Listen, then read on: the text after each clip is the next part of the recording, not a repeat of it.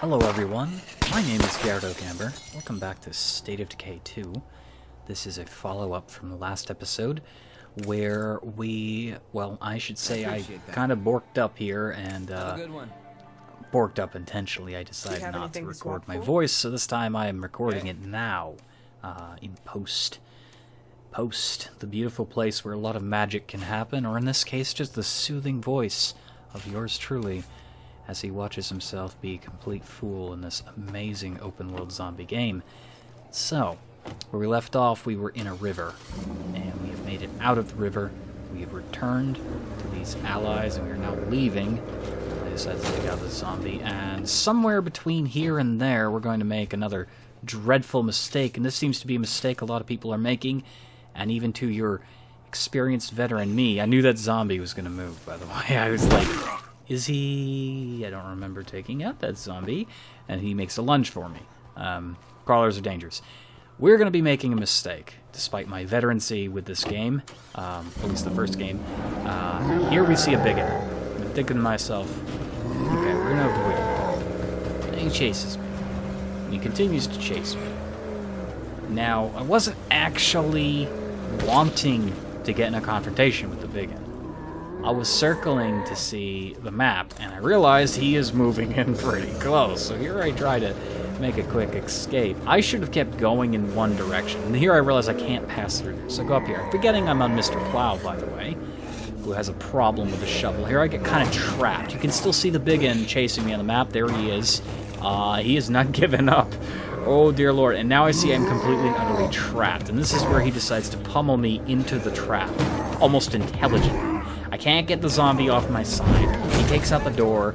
I'm going to be, a serious problem. And then the big end starts to destroy Mr. Plow, my only source of transportation. So here I am on this rim here. We have the big end looming in overhead. Now I think I have a distinct terrain advantage here. And I kind of do for a moment or two. But this is a very dangerous spot to be in, on foot, close to the big end. And there were a lot of ferals in the area too, which doesn't help things. So now his AI is kind of stuck. I didn't realize this could actually happen. I've been quite impressed with this game's level of aptitude, and I'm dealing some crazy headshot damage to this guy.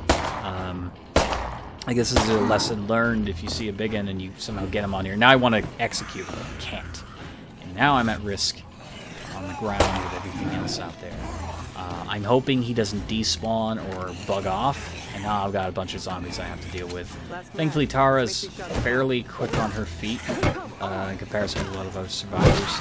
So we just got to make it back up to the big boy and take him out before we're in more dog shit than we're already in. So I'm going to use my awesome seismic slam ability, knock down a zombie, and I want to keep him down, or at least in a position where I don't know if, big zombies can heal over time or anything like that. I don't think they can, but I want to make sure I can get to him easily. Even if I can score a kill with my gun, he appears to be a one-hit, so now I just got to get there. And that requires a lot of backtracking on foot, but we got to get Mr. Plow, right? We have to get Mr. Plow back. Now I'm trying to deal with zombies individually so I don't get swarmed, because the big one is still dangerous. He is still a danger. He's actually coming right for me. Here I shoot him, and we're going to try to hit him, and it's going to bug out. Even though I'm pressing the execute, it's being strange, and I think it's the terrain. Now I'm going to take a moment. He's not going anywhere. And yeah, it kind of borks a little bit there. The animation goes a little bit faster, and I swing around my awesome sledgehammer, but it kind of fits. Now my sledgehammer is kind of damaged, so checking the area and making sure we're not in trouble. We have really gotten wedged here because of that attack, and this was completely unintentional. I took too many opportunities to think, and it's that amount of overthinking that gets you into dicey situations, which I think is kind of enjoyable to see, where normally your brain is your biggest asset, but here I was being like, okay, I'm going to stop for a moment and look at the map. Oh god, I got a big boy chasing me. I'm going to stop over here, and then I realize I have nowhere left to go. Thankfully, it did not prove ill. It did not end Tara's life, so we can head over back to base, wherever we're heading, because I don't remember at this point.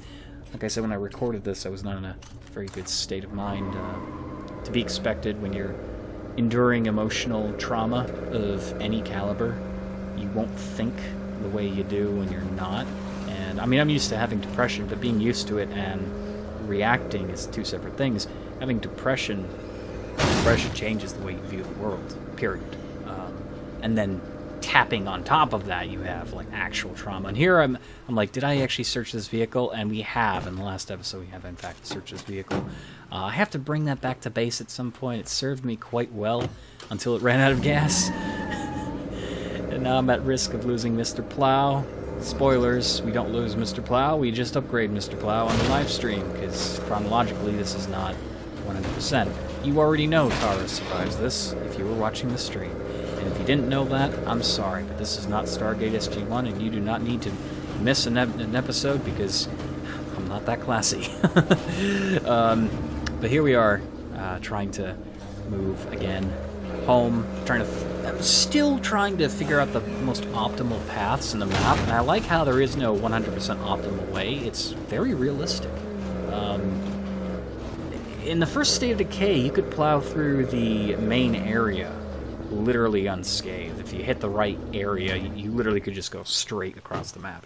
In this game, they made it so that, at least for this map, I've been on the other maps, but not as much as this one, it's harder to maneuver. It's very much like a real epicenter of activity for both zombies and survivors. So there's a lot of hills, there's a lot of little buildings, nooks and crannies, natural areas, forests.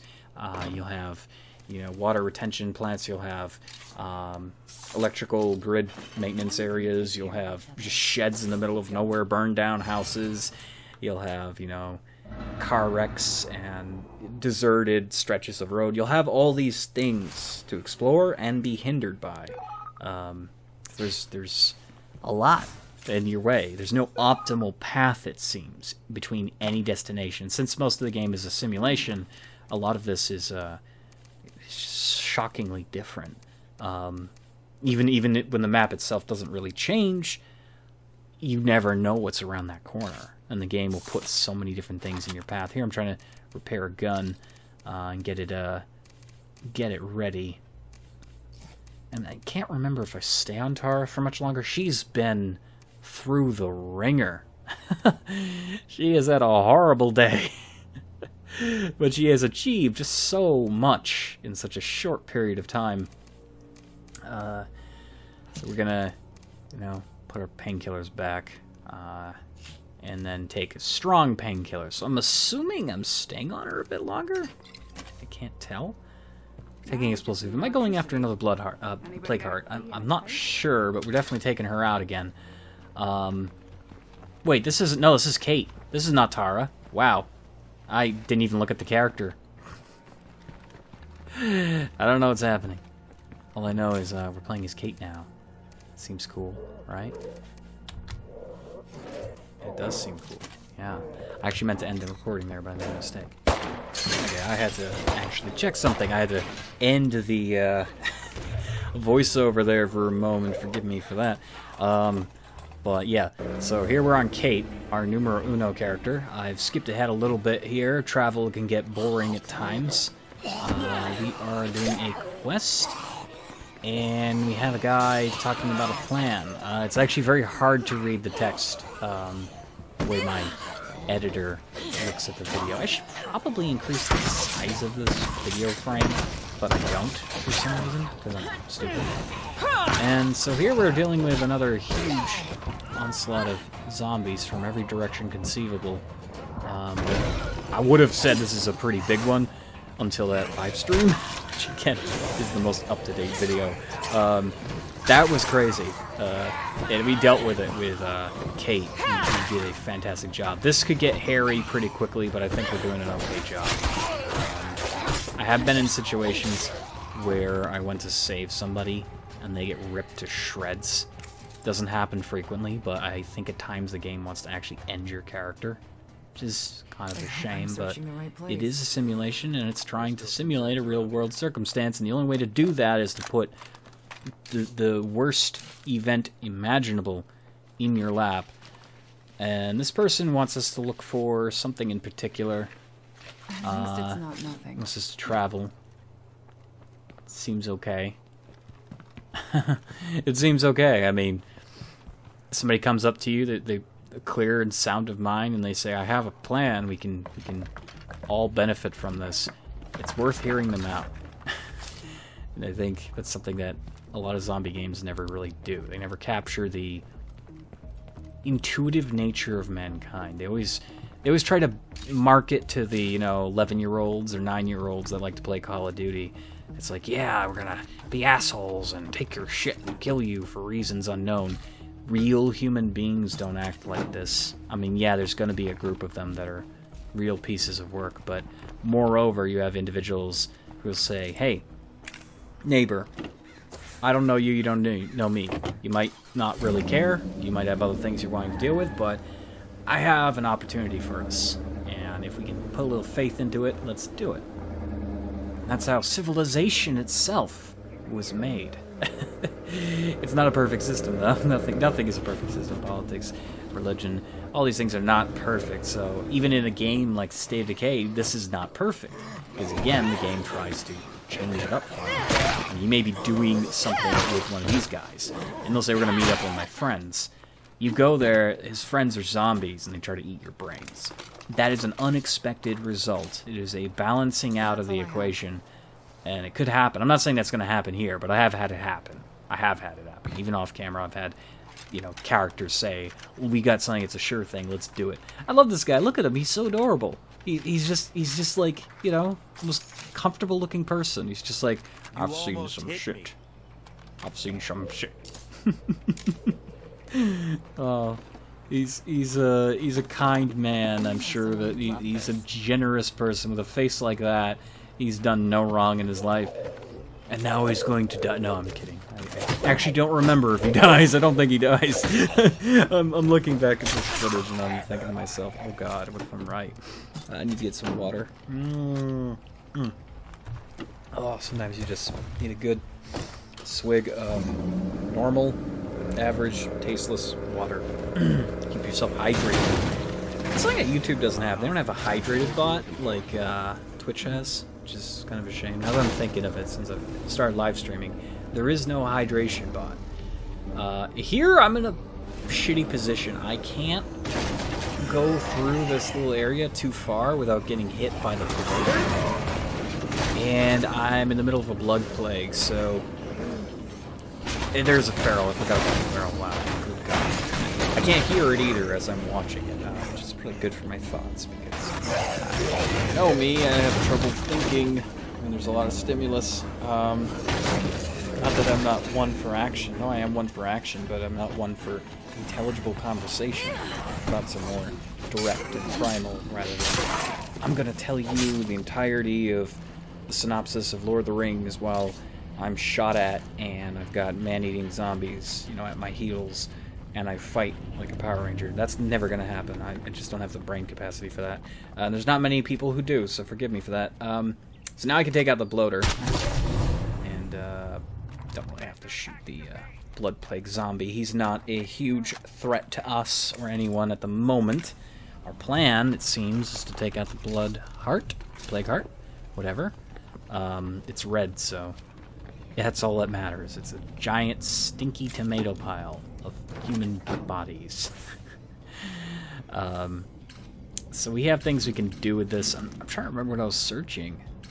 I think I was checking to see what's happening with the different people, and I think this is the episode where I lose my zombie survivor friends, because I'm out dealing with things, and I'm trying to play the best person I can.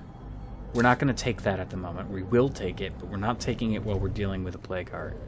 Plague heart is a serious problem for us, and we need to take care of it in the best way imaginable.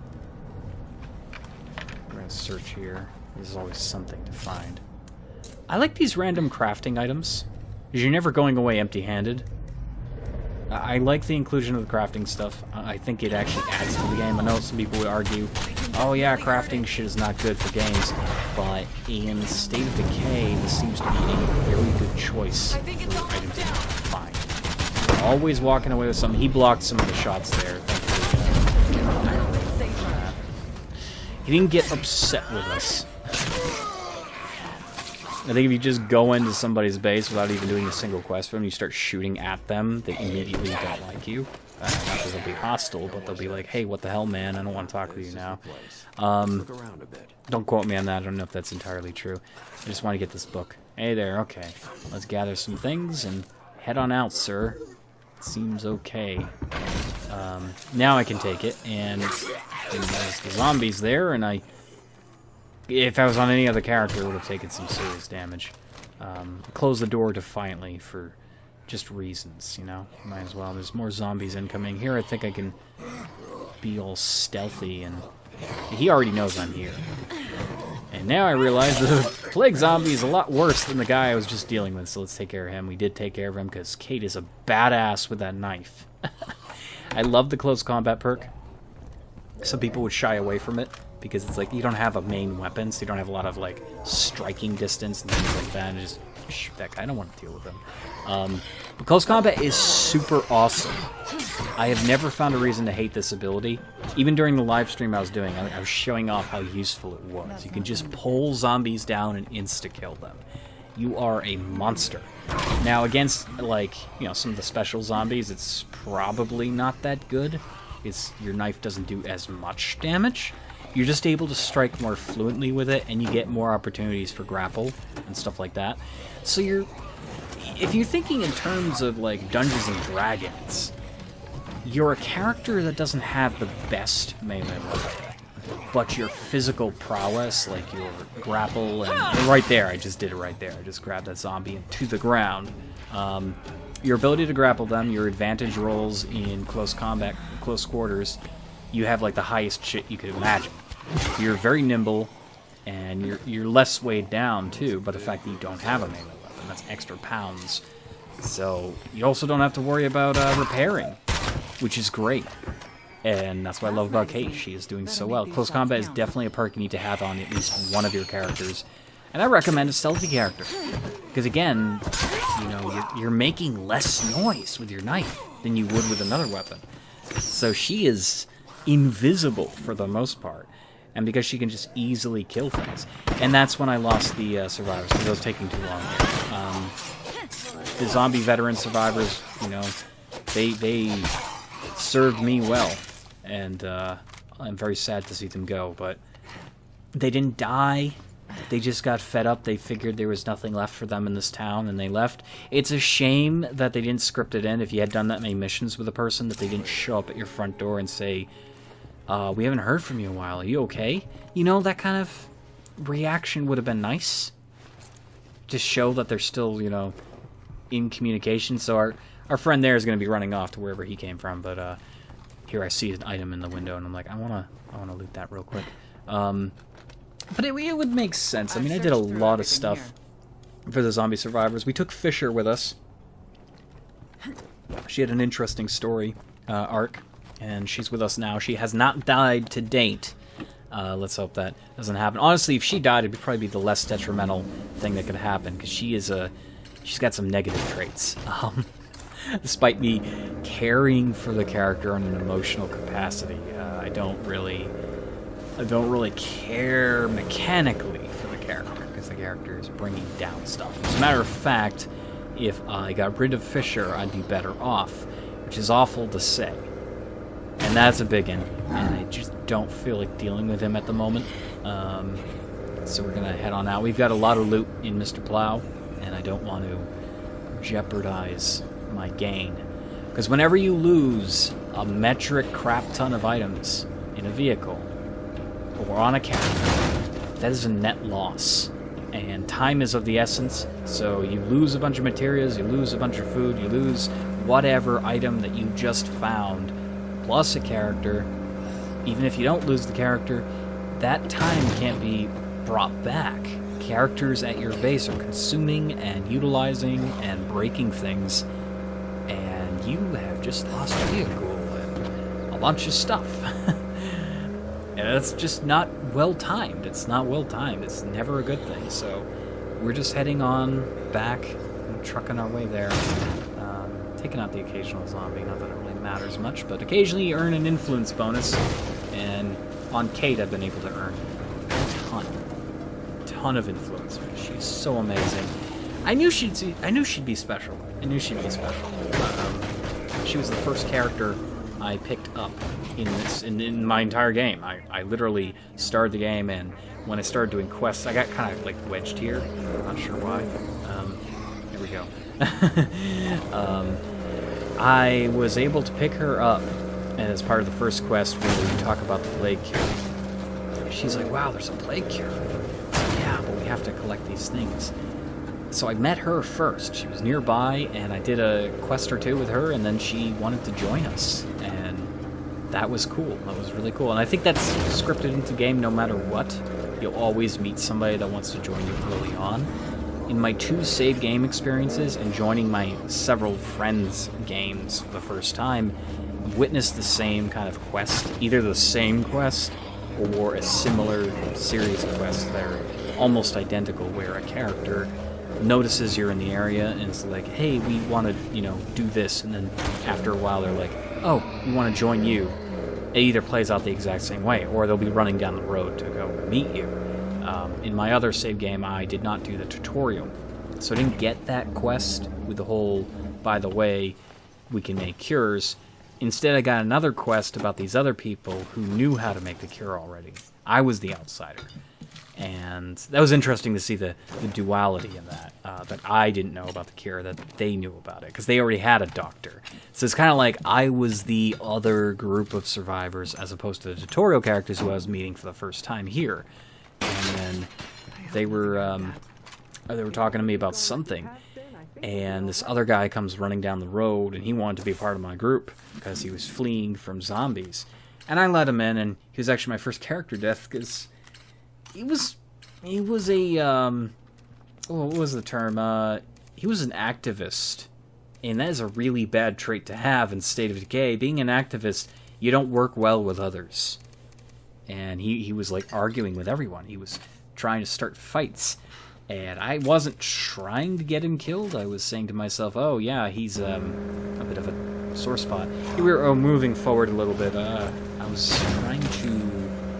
What was I trying to do? I was heading somewhere. I was heading somewhere for another mission. I can't tell if I'm still on Kate or somebody else. I think I'm still on Kate, judging by her stamina. Despite that, she's an awesome character.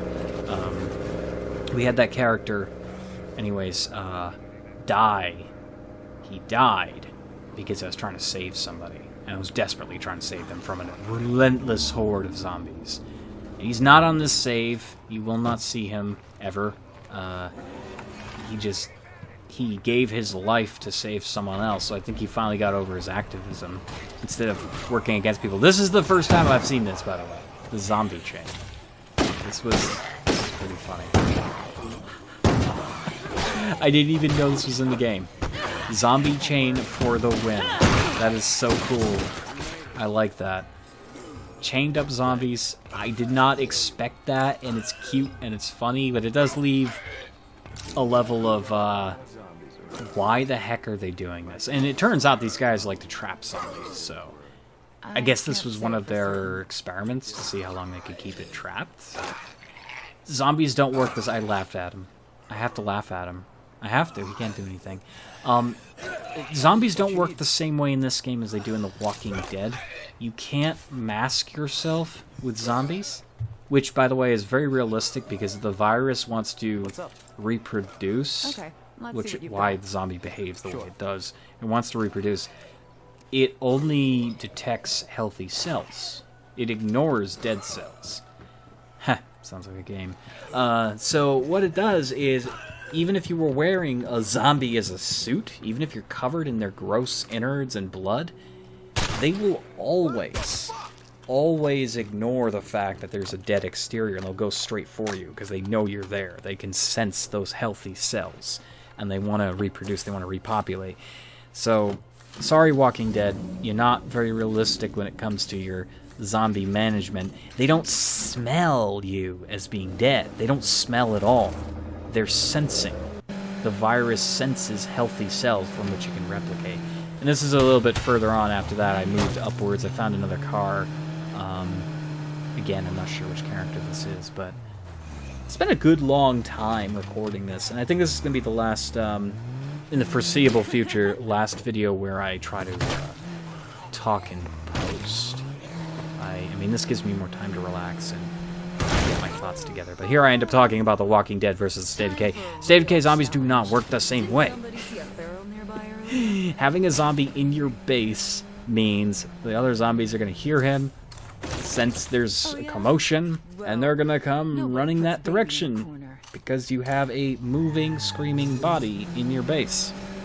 What they should have done was removed his vocal cords and probably sealed his gullet so he can't even express anything. There's nothing there. But even then, the chain is wrapped, so... Sorry, probably should have pinned that zombie up there. Yet don't have a zombie in your base. It's not going to offer you no protection. I mean, the only thing it could do is dissuade looters, because people don't want to deal with the zombies naturally. They want to stay away from them. And in State of Decay, the world has virtually been conquered by zombies. A human force cannot ever... I'm so itchy. Why am I itchy? A human force doesn't compare to the zombie virus in State of Decay. They're fast, and they're contagious, and there's so many of them. I mean, this is a world that is truly on its way out. So, I mean, having zombies in your base that are chained for the whole purpose of being a deterrent, that works out. It would definitely work out. We have a biggin, and he is very close by. I don't like that very much. Good to see you. I alluded to this before. I had a character take a huge risk, and I think this is that character. I think this is that time. If I remember there being a biggin next to my house, and I've got this thing where there's a quest apparently I have to do with guns, and I don't know what people want from me. But I went up top. Yeah, this is that. I went up top to try to snipe him, but I'm not going to be able to see him because it's so damn dark. And he's also behind a building from which I can't actually see where he is. So here I thought I was being clever. By the way, that's not clever because he would just come to the base and kill everyone inside. So I'm glad that didn't happen. But I almost lose this character. And this is the girlfriend of the character I chose. Was it Mila or Mia? At the beginning of the game. The lesbian couple that they're having, they're on the end of their relationship, but it just so happens the world has ended, so it's kind of adorable. They are sticking together because that's all they know, but they hate each other.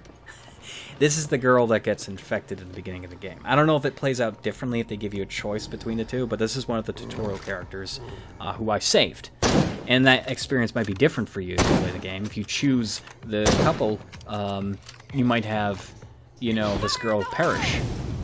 You chose to kill her, or maybe you didn't get the cure fast enough. But I chose to save her, and she's a really good chemist, not a very good warrior. And I can't remember my exact reasons for picking her. I think maybe there's a reason somewhere lost in time, but maybe I felt she didn't have enough experience, because she frankly doesn't. I didn't play her for the longest time. The person currently, though, who has the least experience in my entire Survivor fold would be Arsenal, the doctor. There's always a tutorial doctor you get. And I have not picked him, because honestly, at first I thought I couldn't pick him, so I didn't touch him. But you can pick anybody in your group. Anybody. The requirements to play as somebody have been removed. And I love that. In the first game, you'd get somebody and be like, oh, they look really cool, but you'd have to earn favor with them. And that would require doing a lot of things, a lot of steps to get to that point. Here I'm playing chicken with a very dangerous enemy. Yeah, she's, I think I'm being stealthy and smart, but I'm in trouble. There's other zombies in the area, too. And I don't believe this gun has a silencer, so I'm attracting some attention. I wonder if it's possible to get two biggins, like, at the same time. I'm not sure. I don't know. If that's the thing. Frankly speaking, I could probably cut this video here and make 2 extra episodes out of this footage.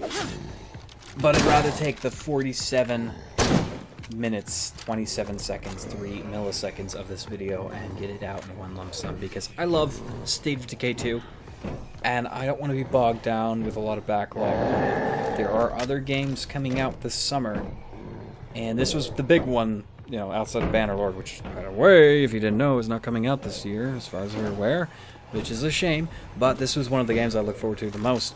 There was another game that kind of flew under my radar, and I'm not naming that game, but I will be playing it. The reason I'm not naming it is I want to build up some level of mystery hype for all of you watching the channel. You're like, what game is he talking about? What game is he talking? What could he possibly be playing? If you even think for a moment I'm touching God of War, you are so wrong. You are so wrong. I'm not touching that game. I do not like God of War.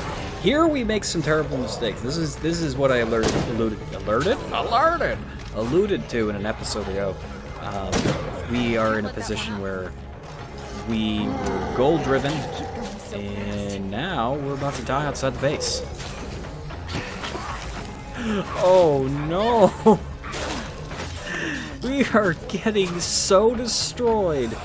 We are getting so destroyed. I should mention the downed mechanic in this game is a lot better than the first game. The first game, it would just decide to end your life, even if you hadn't been down before. The game could literally just say, you know what, you're not getting back up. This game, you can fight it. You can fight it. You can keep pressing that mouse button. And you keep clicking that, just like those like buttons. Like, comment, and subscribe if you want to see Garrett ripped to shreds by zombies. Not today. Not today, my friends. Today, we're gonna fight this. And we're just outside the base and no one is helping me. And someone's there commenting about it, but they're not helping. Okay, now people are trying to shoot through the walls and shit. Okay, there we go. Yeah. No, they weren't shooting through the walls. Okay, I think somebody was shooting from the roof, but other people were shooting on the ground. We just survived that. We just survived. We got an achievement. I'm not sure what that achievement was, but I can't read it from here. You'll know. Like, comment, and subscribe. You want to know what that achievement was. That sound like Rocky there. I don't know. And now we have an incoming zombie horde on top of everything. So I took out the biggin, and he actually got himself stuck. He got himself wedged in the build, which really worked out because he was a problem for our base, and I was also hell-bent on killing him. I achieved this. I've made us more secure. I know that zombie's going to go for the gate at some point. He's going for the gate right now, but I just can't bother with it. We have more zombies on their way. I have to get myself healed up. Tough decisions, that's what State of Decay is about. It tries to be realistic about tough decisions. Here, I didn't take care of the gates. Now the zombies have broken through. Tough decisions. Here I'm trying to use my body as a wall, which is not a very smart thing to do in the zombie apocalypse, but we'll do it anyways. I have a lot of people, though. I have a lot of people. In this game, I feel better about leaving good weapons and guns on people than I do about the other game. The other game, you could lose a survivor at any moment. Anything you have on them, they decide to leave your base, they'll vanish forever and die. And that really sucked. That would suck a lot of the momentum from that game. The progress that you felt you had is gone. It's like, I had a grenade launcher, or I had a bunch of, AK-47 ammo, and I decked this guy out with this awesome, samurai sword, and we're gonna send him out there, and then the game just decides he's on a mission, and now he's lost, and then he's dead. And it's gone forever. You never get that stuff back. And stuff breaks, too. In this game, when stuff breaks, you can always repair it, which is a bonus. Characters don't go missing anymore. That's another bonus. I like that. This is a huge improvement. So I deck people out like I would any traditional RPG, and there's a very RPG sense about this. It's different than a lot of traditional RPGs, but it's still the same in some degree. So I emphasize strengths and weaknesses. If a character is a heavy hitter, they can hold a lot of poundage, I give them a big whomping weapon. Maybe I give them a lot of sprinting power. Maybe I give them a shotgun, because they're close range anyways. They might as well blow shit up. If they can decide to shoot a feral rather than smack it with a hammer, I'm going to give them that option. And that weapon would be better up close and personal. Likewise, if they're very agile or they're a stealth-based character, I'll give them a silenced, long-range weapon. I mean, in general, you want silenced weapons over normal weapons. Even with the detriment to the durability, you want the silenced stuff. It's better. It's just better. It's frankly better. Here we're trying to gather some supplies again. We're scavenging for food because we have a lot of people. And I ended up picking another guy up. I believe his name was Spencer in the live stream. Probably not a good idea. I chose to do it, and now I've got this guy called Spencer. I think I found our next outpost. Don't really think he's a very good character either, but maybe time will tell. Characters really prove their worth over time.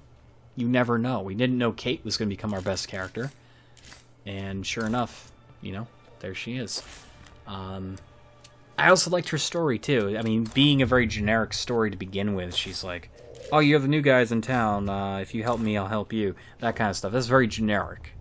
And since it's a scripted event that happens in most people's saves anyways, the new outpost is I mean, it's not like the most special thing in the world. But then she had that cute little personal mission for the greatest song in the world. And I enjoyed that. I enjoyed doing that mission. Because it was stupid, and I didn't know it was stupid until I did it. Like, she's talking about, man, it's like the greatest song ever. I wrote it in one night, sugar-filled, crazy, night of partying and all that, and it was like the greatest thing in the world. And she has these people that you meet in the mission. They're like, yeah, I remember that. That was like the greatest thing ever. You never got it published. Such a shame. The world went to shit. You got to find that. And you end up finding it. And somebody died. Like one of your friends died protecting it. And it's the stupidest song.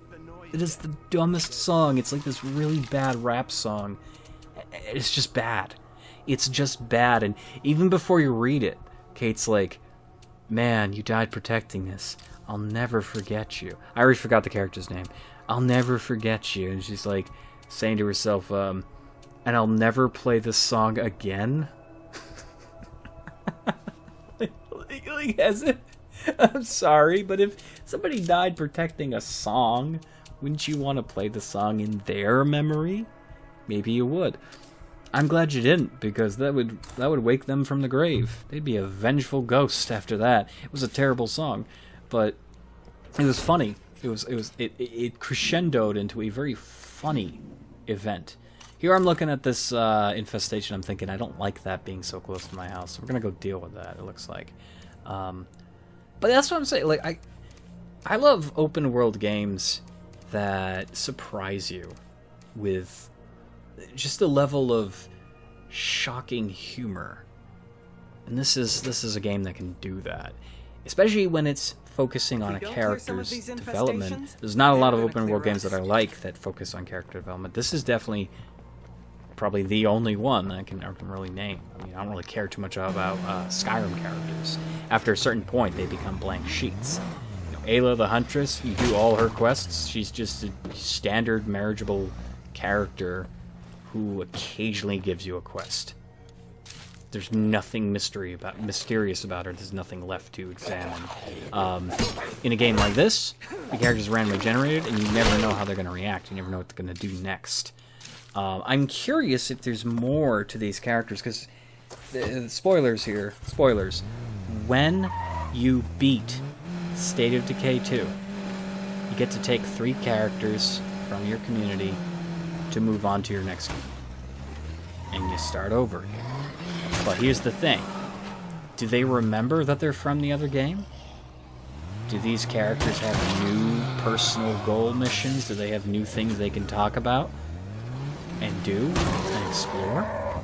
I wouldn't think they would, because some of these missions can give you permanent upgrades, such as a skill or an awesome weapon, things like that. It would be interesting to see. I don't know, personally. I know there's people who have already beaten this game many times over, but I've been a little bit slower than usual because, again, I like to do variety, and I've been playing multiple games on top of this. I have been playing a lot of State of Decay since it came out.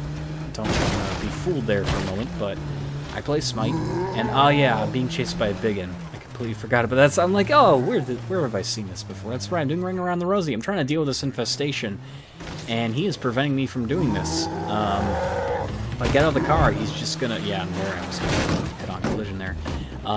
He's just gonna camp my vehicle. They tend to do that.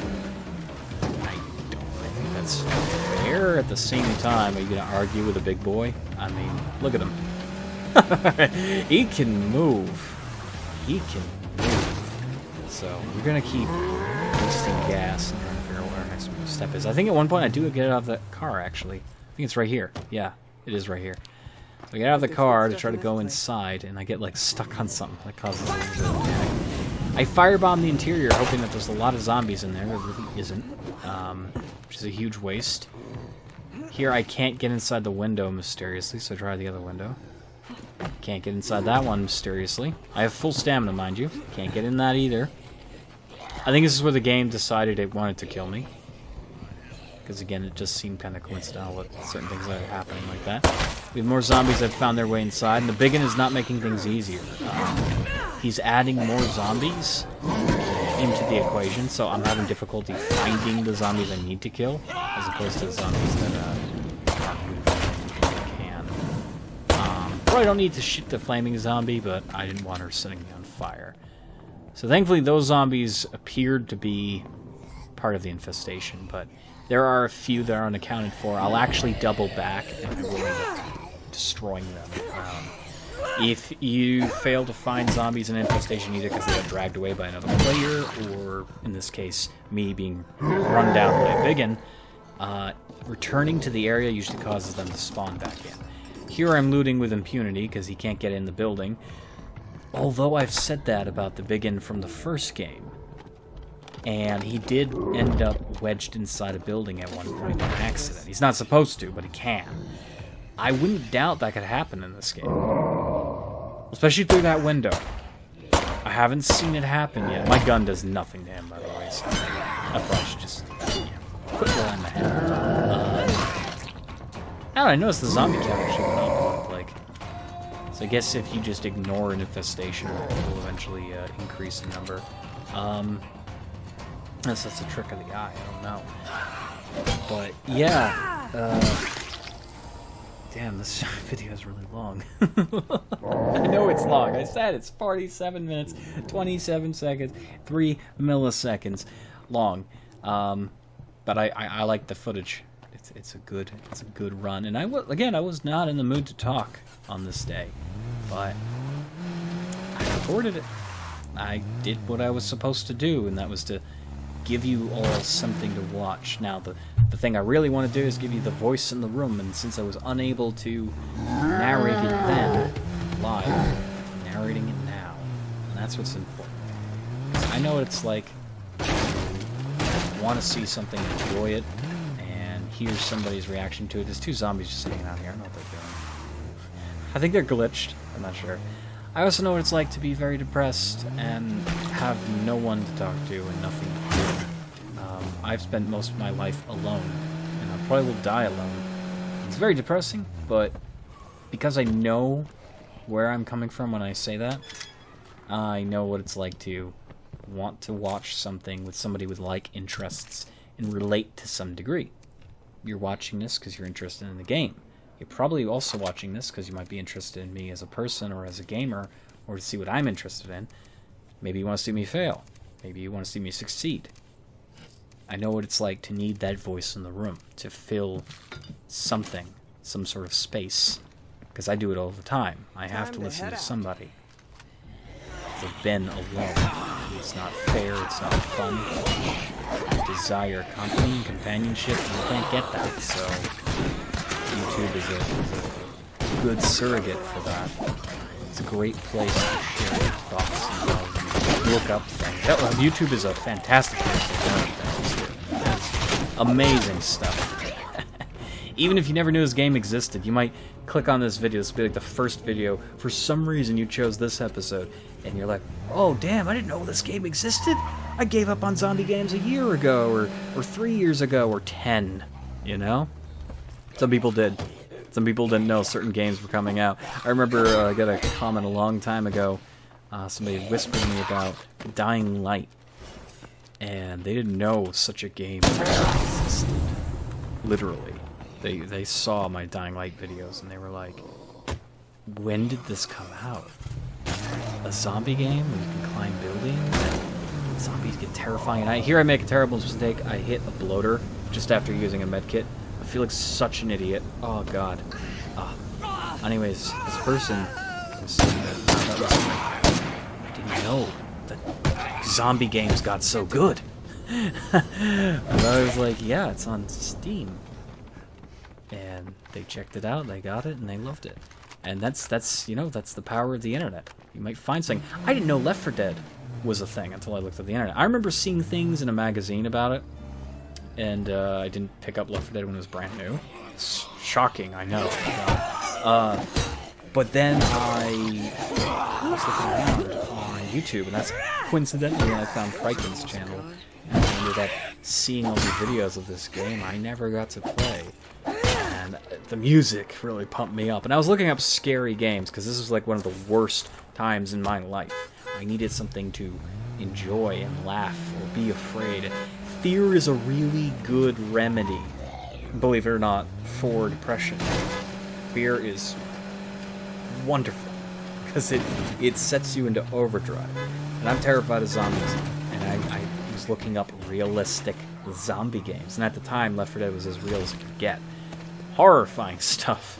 Loved the look of the game, and I found Crichton as a result of it, who also gave me my daily dose of humor. I found Markiplier shortly thereafter, who really gave my life purpose by his inspiring words. Here I needed another bloater. I hit another bloater. I'm so ashamed of what my character's doing. I've left that vehicle there. Remember, for those of you in the stream who are like, what's the story behind that vehicle?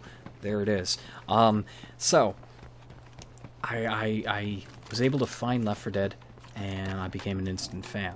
And I played the hell out of that game offline, single player, for years. Left 4 Dead 2 came out, huge fan. Again, same story. And eventually I made my way over back to PC, because PC I had before, I just played Morrowind and Oblivion, that was it. Minecraft too. And World of Warcraft, yeah. Fun stuff. Anyway, this episode is over. I could go on for hours talking about my past in gaming, but I will see you all in the next episode of State of Decay 2. Hope you enjoyed my rambling. Hope you enjoyed the video. And if you want to see more State of Decay, let me know in the comments below. I will see you later. Goodbye.